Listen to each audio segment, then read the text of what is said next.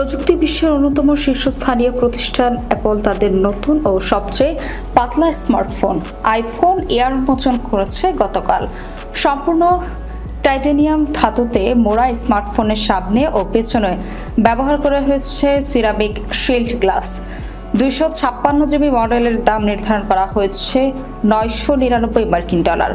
ফোনটির ডিজাইনার বাংলাদেশি বংশোদ্ভূত আবিদুল চৌধুরীর জন্ম ব্রিটেনে, সেখানেই বেড়ে ওঠা। বর্তমানে যুক্তরাষ্ট্রের সান ফ্রান্সিসকোতে বসবাস করছেন। তিনি নিজেকে একজন সমস্যা সমাধানকারী হিসেবে পরিচয় দেন এবং এমন পণ্য তৈরি করতে চান যা ছাড়া মানুষ চলতে পারে না। তিনি লন্ডনের লাফবার ইউনিভার্সিটি থেকে প্রোডাক্ট ডিজাইন অ্যান্ড টেকনোলজিতে ব্যাচেলর ডিগ্রি অর্জন করেন।